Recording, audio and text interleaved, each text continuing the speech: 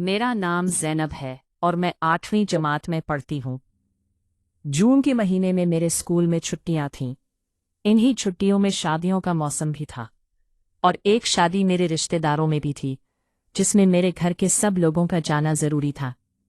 मेरे घर वाले जाने के लिए तैयार थे, लेकिन सबसे बड़ा मसला ये था कि घर में आखिर कौन रहेगा और घर की देखभाल कौन करेगा, क्योंकि घर बंद करके शादी में जाने से घर में चोरी होने का डर था। इसलिए सबका साथ जाना मुमकिन नहीं हो रहा था। सबने मिलकर फैसला किया कि मैं घर पर ही रहूंगी। मैं भी शादी में जाना चाहती थी, लेकिन फिर घर पर कौन रहता। बस यही सोचकर मैं नहीं गई और घर पर ही रह गई। लेकिन अब्बू मुझे घर पर अकेले छोड़कर कैसे जा सकते थे? अगर कोई डाकू आ जाए तो मैं अकेले क्या कर पाऊंगी?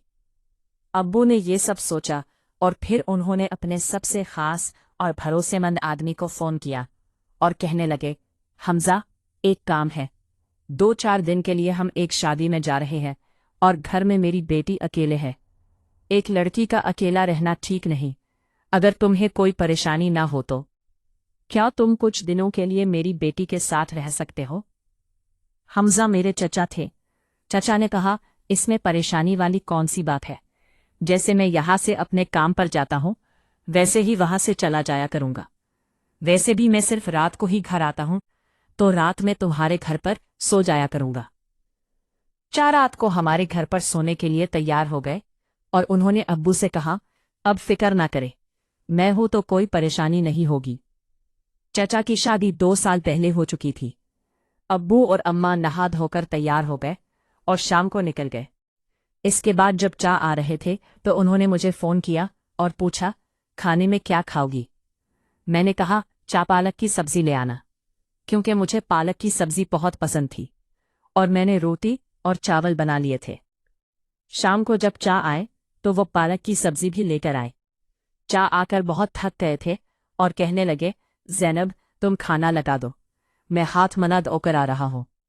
इससे पहले भी चा हमारे घर आ चुके थे, इसलिए हम थोड़े फ्रेंडली थे।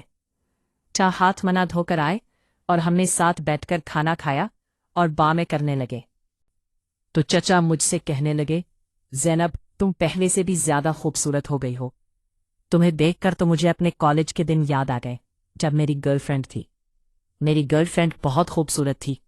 मेरे क्लास के सब लड़के उस पर मरते थे, लेकिन वो मुझ पर फिदा थी। चा की बातें सुनकर मैं हंस पड़ी और कहने लगी, चचा, आप तो अब भी बहुत हैंडसम हो, आपकी अब भी गर्लफ्रेंड होगी। तो चचा ने कहा, नहीं बार ज़ैनब, जब से मेरी शादी होती है मैं तो एक लोहे है संभाल पा रहा। इतना कर चा मुस्कुराने लगे। उनकी बातें सुनकर मैं भी हंसती और मैंने चा से पूछा, चचा, दूध पियोगे? चचा ने मुझे देखा और कहा, हाँ, अगर है तो ले आओ। तो मैं किचन में गई और दूध ले आई। चचा ने दूध पिया और बोला, ज़ैनब, दूध कितना मीठा है, और मजाक करने लगे। तो मैंने कहा, चा, आप तो रोज घर पर दूध पीते होंगे। तो चा मेरी बात समझ गए और हंसने लगे। फिर हमने साथ मिलकर खाना खाया और खाने के बाद चा फोन चलाने लगे और मैं किचन में काम करने लगी।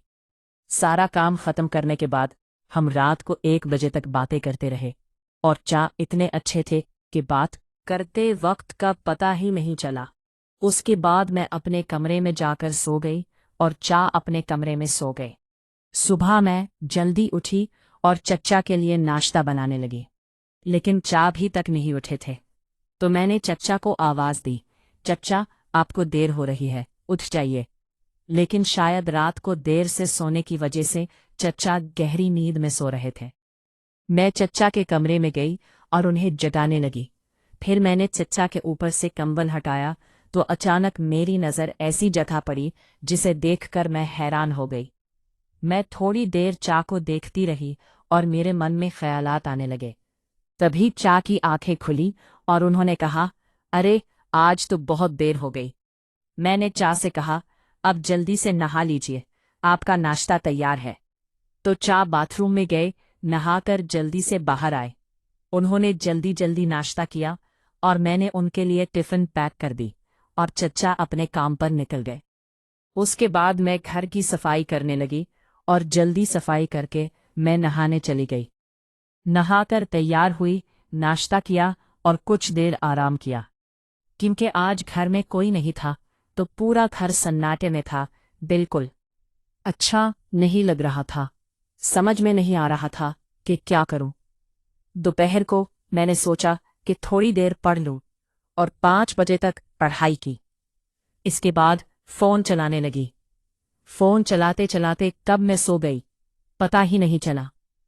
कुछ देर बाद जब मैं उठी तो देखा कि चचा के आने का वक्त हो गया था और सोते सोते मैं पसीने में भीग चुकी थी। तो मैंने सोचा कि नहा लो। आज मैंने लाल रंग की एक खूबसूरत सी ड्रेस पहनी थी क्योंकि वो ड्रेस मेरी पसंदीदा थी और मेरे जिस्म पर परफेक्ट फिट थी। चचा मुझे देखते ही रह गए और कहने लगे, अरे वाह ज़ैनब, आज तो तुम कमाल लग रही हो। तुम्हें देखकर मुझे जवानी के दिन याद आ गए। मैंने महसूस किया कि चचा मुझे एक अलग ही नज़र से देख रहे थे। तो अचानक मेरी नज़र फिर से उस जगह गई जिसे देखकर मैं हैरान हो गई थी, लेकिन छा ने उसे बैग के पीछे छुपा लिया था। चचा मेरी तरफ देख रहे थे। मुझे बहुत अच्छा लग रहा था। मेरा दिल चाह रहा था कि चा मुझे अपनी बाहों में भर ले।